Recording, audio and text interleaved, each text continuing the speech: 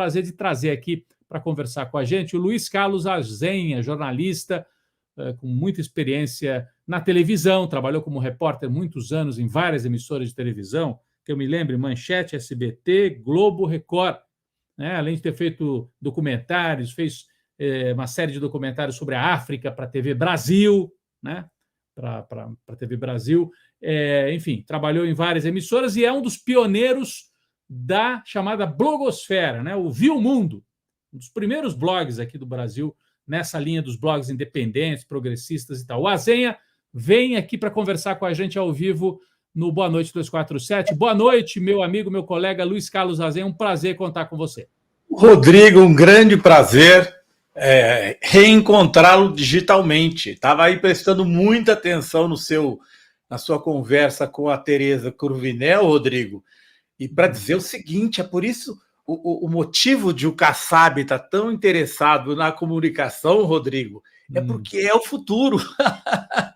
A decisão sobre taxação das Big Techs, a questão das Big Techs é essencial à comunicação. E é por isso que o Kassab está de olho na comunicação, né? Ela é o futuro, a cultura e a comunicação são o futuro, e é onde se faz a disputa ideológica todinha.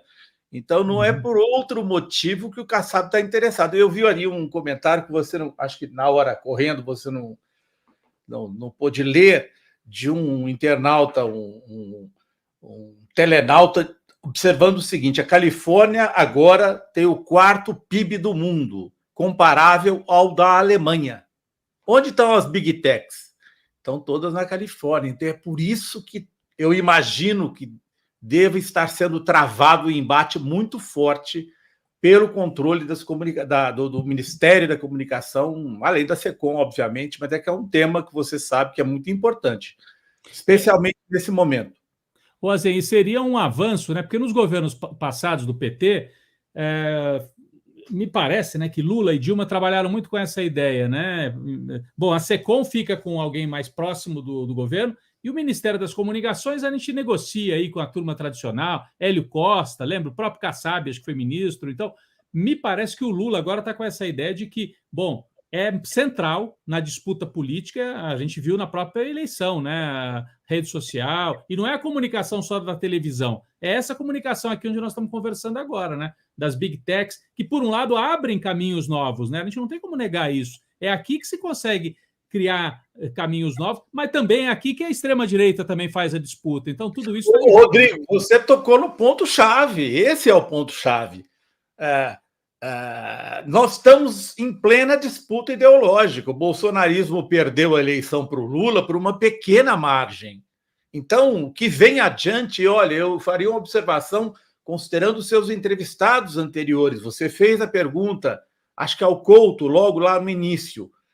A direita já está se aglutinando em São Paulo em torno do Tarcísio como uma das opções para 2026.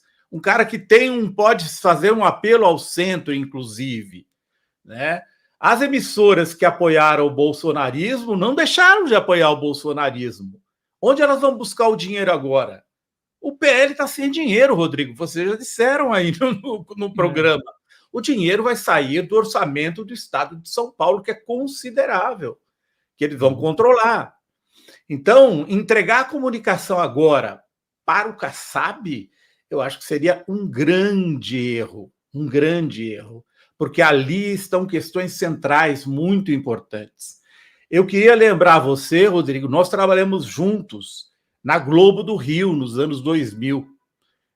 Eu fiz um Globo Repórter que deu pico de 50 pontos de Ibope, 2000. Hoje a Globo só atinge isso em jogo de seleção.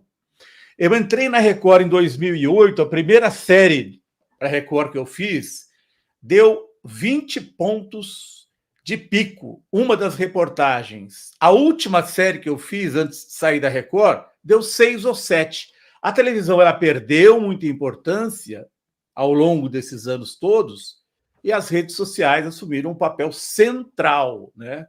Central. E aí, o que você mencionou, a necessidade da SECOM ter um outro olhar, mas não se esquecer do seguinte: eu viajei muito pelo Nordeste. onde a Jovem Pan, como rádio, é muito ouvida ainda.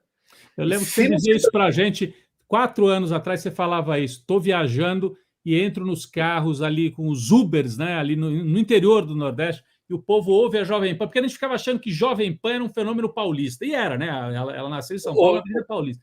Mas ela conseguiu criar uma rede, né, que disseminou essa cultura de direita, de extrema direita em alguns casos, pelo Brasil, né? Está espalhado pelo Brasil. Pelo Brasil, e uma observação que eu faria com você, assim, na minha opinião, embora o Lula tenha vencido no Nordeste por larga margem, o Bolsonaro teve uma votação significativa no Nordeste ainda.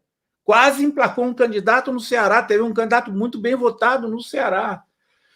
Então, o bolsonarismo está entrando no Nordeste, entrou através de Jovem Pan, rádios, etc. e tal, rádios comunitárias que estão na mão. Isso é um tema muito importante. O Brasil, ele é muito heterogêneo.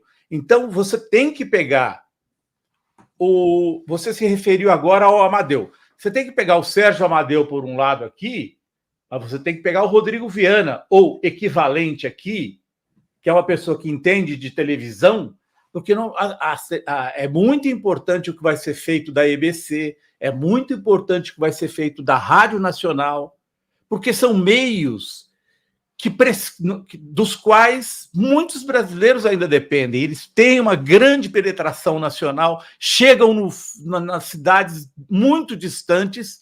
Então, a TV aberta, embora tenha perdido espaço, ela ainda chega nos rincões do Brasil. E se o Lula não cuidar, o bolsonarismo, através de redes sociais, de rádio Jovem Pan e congêneres, vai se aprofundar, porque ela vem acompanhada por outro fenômeno, as igrejas neopentecostais, que estão tendo uma grande expansão no Nordeste e no Norte brasileiro. Então, o Lula que se cuide sobre essa votação dele no Nordeste. Zé, eu falei um pouco do seu perfil aqui na abertura, né, da sua trajetória como jornalista, só esqueci de dizer que você é santista, como está bem claro ali pela foto. Não, está do outro lado, é isso aí, ó. O Pelé ali atrás. Aliás, eu sou um cara apreciador do futebol, então, olha lá o Garrincha, nosso grande campeão de 60, o homem que carregou o time, né? Ele e o Amarildo, né, Rodrigo, em 62. 62. E eu, apesar de corintiano, tenho aqui o Pelé, essa fotografia da bicicleta do Pelé, que está aqui bem atrás de mim, aqui, ó. Essa fotografia sensacional, linda, né? Linda foto. Na época da Copa do Mundo eu coloquei aqui também. Azinha, vamos falar de outras pautas aqui. Eu estou achando curioso esse comentário aqui do Valdir Ribeiro Alves, aqui, ó. Azenha e Jânio de Freitas no 247. Com a palavra o Atucha. Fica aqui a sugestão, né? Não sei nem se o Azenha está pensando. Acho que o Jânio de Freitas é uma pessoa que precisaria ser resgatado, se estiver disposto a fazer isso com urgência.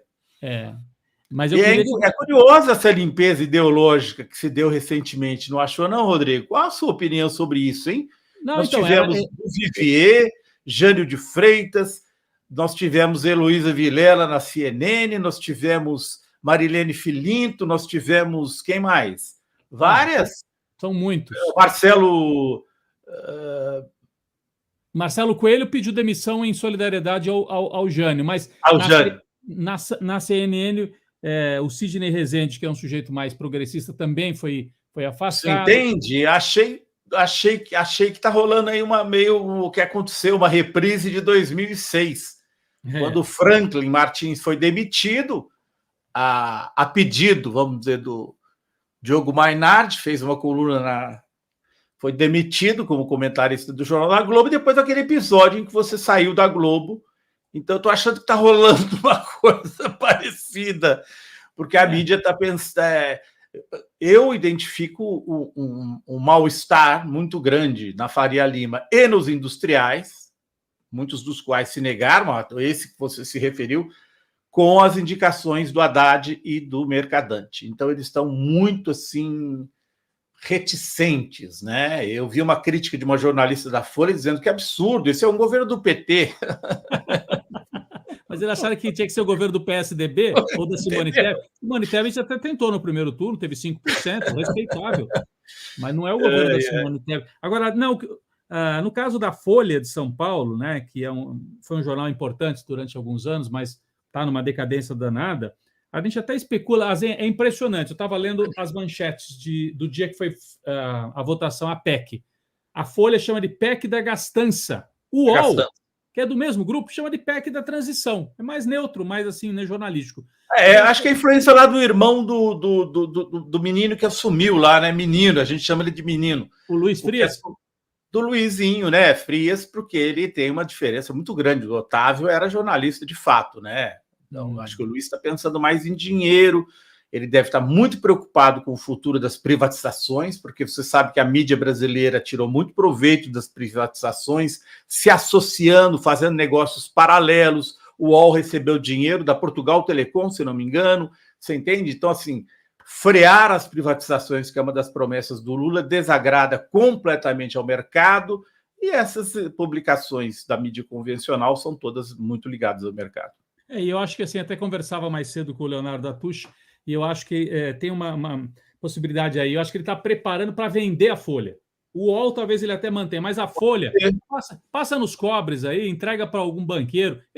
Já tem banqueiro que é dono da Exame, banqueiro que é dono da Veja, né? Por que não vender a Folha? Você viu uma recente fala do Eduardo Moreira, que achei muito boa no programa dele, que fazia um raio-x de como o setor financeiro está controlando. O Estadão é controlado pelos bancos, né? O Estadão informalmente controlado pelos bancos. Então, a gente tem uma perspectiva muito difícil aí pela frente. Por isso que a comunicação, eu acho, ela se torna tão essencial. Não só o Ministério, mas a SECOM, né? Esses dois nomes me parecem muito bons, os dois Paulos, porque são setores muito centrais para esse governo. E tem muita gente dizendo isso, percebendo isso. Então, eu acho que deve aprender, né? Eu ia trazer para você, mas eu esqueci, um trecho da carta do artigo que o Sérgio Moro escreveu. É antigo, mas é sempre bom relembrar. Escreveu antes da Lava Jato. Aquele artigo que dava toda a pista do que ele queria. Isso, e ali ele fazia uma frase que qualquer pessoa que fizer a pesquisa vai descobrir, uma frase em que ele menciona a centralidade da mídia para o projeto da Lava Jato. Eu espero que o Lula relembre disso, né? Relembre de tudo que ele passou ao fazer essa escolha tão importante, que eu acho que é para o futuro do Brasil e para o debate político, porque o bolsonarismo não morreu. A gente, a partir de 1º de janeiro, vai vê-los muito ativos aí, não só nas redes sociais, como através dos seus meios de comunicação. Eu tô com o artigo aqui. O Moro escreve um artigo sobre a Operação Mãos Limpas, Manipulity, não é? Que é a operação da Itália. E aí, lá para frente, ele fala da questão central da comunicação. De como é importante fazer aí fala aqui, ó, a publicidade conferida às investigações teve o efeito salutar de alertar os investigados em potencial sobre o aumento mais importante, garantir o apoio da opinião pública às ações judiciais, impedindo que as figuras públicas investigadas obstruíssem o trabalho dos magistrados. Aí ele coloca realmente... Exatamente, é isso, é o que ele fez. Ele colocou isso na prática aqui no Brasil, né? Fez o julgamento todo prévio na opinião pública, nas manchetes da Folha, nas manchetes do Jornal Nacional. Pronto, o Lula já estava condenado, como ele mesmo disse no julgamento ao Moro. Ao Moro.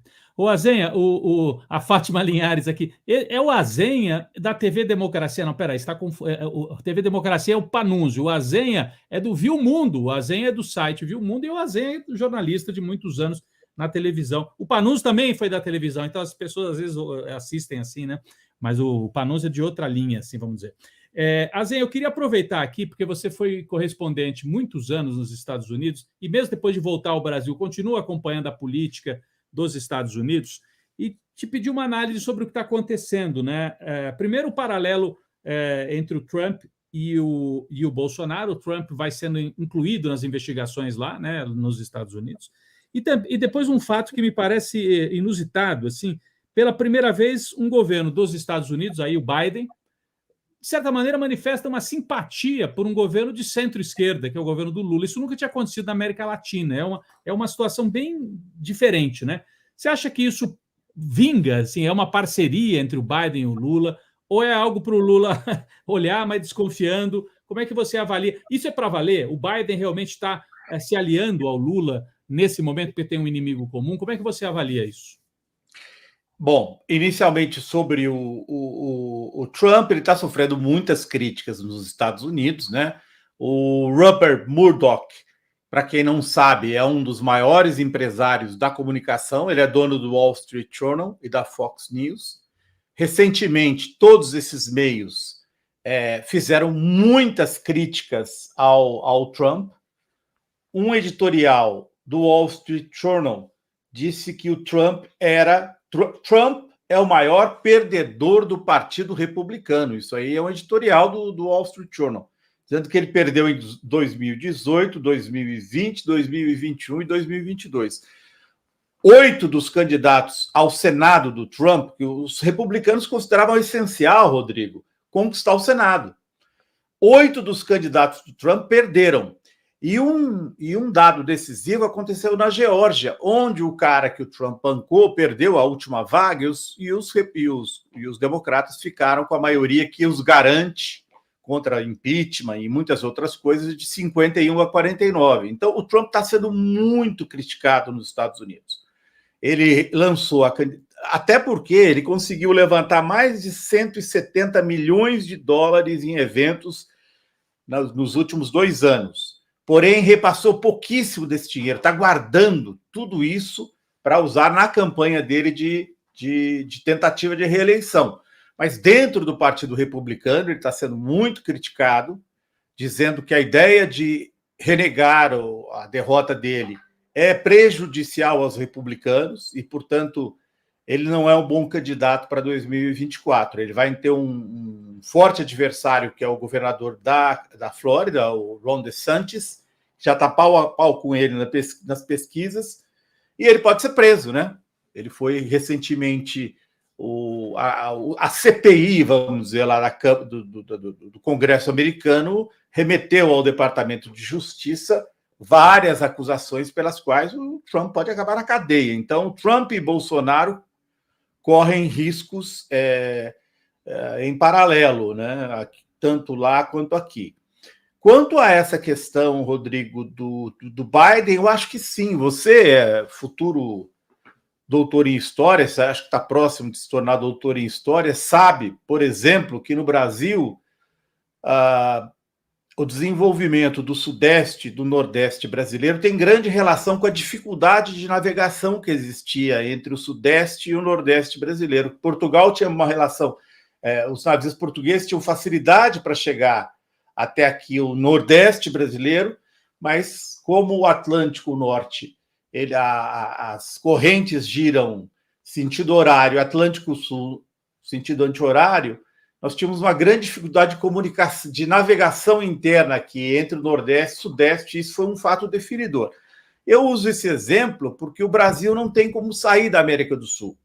O Brasil está como o México, né? Pobre México, tão longe de Deus, tão perto dos Estados Unidos. Nós estamos condenados à nossa geografia. E, recentemente, com a completa mudança da Rússia em direção à Ásia, desde que a Rússia invadiu a Ucrânia, os chineses já compraram 44 bilhões de dólares em carvão, petróleo e gás da Rússia com desconto. A Índia teve um crescimento de 1000% nas suas compras e está vendendo a tecnologia que o Ocidente nega à Rússia. Portanto, está se formando um bloco asiático muito mais forte. Então, eu antevejo que em 20 anos o Vietnã vai ter um nível, por exemplo, de vida, de qualidade de vida muito melhor do que o Brasil. As potências são lá. E o Brasil está condenado pela sua geografia, de certa forma, porque nossa grande produção hoje, que é de minérios e de agronegócio, os minérios não, mas o agronegócio, por exemplo, ele corre um sério risco, porque países africanos que estão muito mais próximos do mercado asiático, Etiópia, por exemplo, hoje é uma grande fornecedora de alimentos para o Golfo Pérsico. e países africanos estão se organizando a sua própria agricultura, então vai haver uma competição muito maior ao agronegócio brasileiro logo aí adiante. Então o Brasil vai ficando sem saídas. Então não é só o Biden que precisa do Brasil. Eu acho que também o Brasil, essa química entre o Biden e o Lula, essa relação, vai se fortalecer, porque o Brasil fica numa posição mais afastado desse novo centro que está se formando e vai precisar mais dos Estados Unidos. E mais, principalmente, Rodrigo, da França e da Alemanha, que estão muito enfraquecidas pelo aumento do custo do gás e aumento no preço dos seus produtos. Quem está ganhando com isso? Os Estados Unidos, que estão entrando lá vendendo gás que vai de navio e cujas mercadorias ficarão mais baratas, inclusive para disputar mercado com o Brasil aqui no nosso quintal. Então, colocar o mercadante no BNDES, colocar o Haddad na Fazenda e colocar o Geraldo Alckmin na Indústria e Comércio foram decisões fundamentais do Lula, porque ele está sacando, ele já entendeu, e todos eles já entenderam que o Brasil precisa agregar valor para enfrentar isso, o Brasil precisa de transferência de tecnologia, como fez com os suecos nos caças, e onde nós podemos ter mais força de negociação? Numa União Europeia enfraquecida hoje. França, Alemanha e, obviamente, com a grande potência que ainda resta. Então, acho que vai dar um grande jogo aí nessa recalibragem que o Lula vai ter que dar nas nossas relações com os Estados Unidos. Ou seja, não é só a parceria, não é só, entre aspas, só, né? Não é só porque o Biden tem lá o trumpismo nos seus calcanhares e o Lula tem o Bolsonaro aqui, né, também como a liderança de extrema-direita. É uma questão geopolítica do rearranjo da economia, como você explicou aí para a gente. O rearranjo em que o Brasil vai precisar fazer melhores negócios com os Estados Unidos, com França, com a Alemanha, para tirar proveito, especialmente da situação relativamente fraca desses países que precisam. E eles têm algumas tecnologias que podem nos passar. Por exemplo, a Alemanha é uma das maiores produtoras mundiais de turbinas para eólicas, né? Uma coisa que o Brasil precisa muito. Os Estados Unidos estão correndo atrás da China na produção dos aparelhos para captar a energia solar. Nós precisamos nós precisamos disso. Então, assim, acho que a sacada, acho que o Lula, Haddad, Mercadante e a experiência do Alckmin apontam numa direção que me parece muito interessante. Realmente, hoje a gente ficou muito feliz, eu acho, né? Com as indicações que foram feitas, não só pelo simbolismo, mas por parecer que eles estão entendendo para onde o Brasil precisa cair para não ficar sufocado, para não virar uma subpotência, né? Já não somos uma grande potência, mas para virar um sub do sub. Então, acho que é por aí. Muito bom. Ô, Azenha, muitos comentários aqui, tem muita gente falando que acompanhava desde sempre o Viu o Mundo, né? Que é o seu site, o seu blog. O Orlando Monteiro, eu não sei se você conhece de nomes, ele te conhece. Conheço o Azenha desde a TV Bauru, a partir de Ourinhos. Acho que de Ourinhos ele assistia a TV Bauru. A TV Bauru. Então, Rodrigo, sobre o Viu o Mundo, eu não sei, pouca gente sabe, né? Mas em novembro do ano passado, eu estava muito atarefado com muitas coisas ao mesmo tempo, televisão e tal, e eu me afastei do Viu o Mundo. Ele está nas competentíssimas mãos hoje, né? Formalmente passei para Conceição Lemes, que segue com ele. Eu não estou mais fazendo o blog e estou me preparando agora para futuros projetos profissionais, mas uma coisa mais tranquila, né? Eu tenho 42 anos dentro de carro de reportagem de TV de um lado para o outro e não dá mais, não. Já foi o suficiente. A Eliana Rodrigues agradeceu aqui a análise maravilhosa, essa análise... Essa é uma amiga minha, não pode? Isso aí Obrigado, Eliana. Obrigado. Aí tem também, quer ver, essa participação... ela mesma manda outra aqui. Participação do Azenha tem de ir para o canal de cortes excelente e tal. elogiando a tua participação aqui ao vivo. Quem sabe a gente marca outra, Zenha, estabelece aí um horário e tal. Sim, quem sabe, podemos, vamos pensar nisso. Vamos pensar mais para frente. Bom, queria agradecer a Conceição Lemes, grande jornalista, diz aqui a Nilva. A Nilva, eu me lembro, ela comentava, eu lembro da Nilva ainda no blog, ela é uma leitora e uma comentarista. Conceição Lemes, cujo padrinho de casamento foi Luiz Inácio Lula da Silva, com a dona Marisa. Eles foram padrinhos de casamento da Conceição, a mais premiada repórter de saúde do Brasil. E ela deve estar felicíssima hoje com a indicação da Nízia Trindade, que é, para mim, a melhor indicação que o Lula fez em termos técnicos. A Nízia Trindade é uma pessoa do SUS, uma pessoa assim muito importante. A Nízia Trindade está nesse mistério, dá um valor a ele. Eu fiquei muito feliz hoje, Rodrigo. Não sei quanto a você. Você é uma pessoa mais crítica, né? Mas eu abri aqui o programa hoje, um pouquinho antes de você chegar. Eu vi que você estava aqui nos nossos bastidores acompanhando, destacando justamente Nízia Trindade, Aniele Franco, pelo caráter simbólico, né? E pelo fato de sai o general que estava lá no Rio de Janeiro quando morre a Marielle, sai do poder e entra a Aniele Franco na igualdade racial. O Silvio Almeida, pelo papel também de grande intelectual, grande liderança. Maravilhoso, né? Grande pensador do direito e da questão do racismo no Brasil. E, né, também o Geraldo Alckmin, pela função que ele vai ter, que você explicou muito melhor, colocando nesse contexto geopolítico. Eu achei que indicações muito importantes aí que o Lula fez hoje. Muito importantes.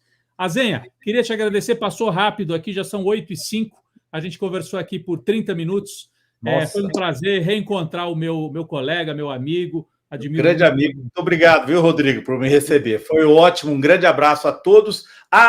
Faltou dizer o seguinte, a SECOM do governo Lula tem de parar, desculpe a expressão, de frescura, né? No passado, não, tem de parar de frescura, porque assim, muitas pessoas ao longo desse processo dos últimos 6 anos tomaram processos. A mídia independente, como 247, como a Fórum, como o DCM, fizeram uma luta como poucas pessoas são capazes, não sei, os leitores são capazes de reconhecer a importância dessa luta que foi travada, contra tudo e contra todos, com processos, ameaças de morte. Então, a SECOM do Lula, por favor, que reconheça a importância que essa mídia independente teve para, inclusive, o resultado da eleição. Ninguém está pedindo dinheiro para essa mídia, não. Mas a gente está pedindo que haja política pública, que desconcentrem as verbas para que muita gente boa possa fazer um jornalismo independente de qualidade, como muita gente já faz. E mais gente, né? Mais gente no YouTube e assim por diante. Muito bom, muito bom. O pessoal aqui elogiando, o Jorge Ceruti dizendo que muito boa entrevista, o pessoal pedindo para o Azenha voltar outras vezes. Boa noite, Luiz Carlos Azenha, jornalista, fundador do Viu Mundo, e aliás, um dos fundadores do movimento também dos blogueiros progressistas aí, que a gente acabou criando em 2010 e está por aí, estamos por aí ainda. Essa luta, né, que ele cita, né, que foi importante nessa resistência, nasce muito dessa articulação também. Valeu, Azenha, obrigado, até a próxima. Um abraço, tchau. Um abraço.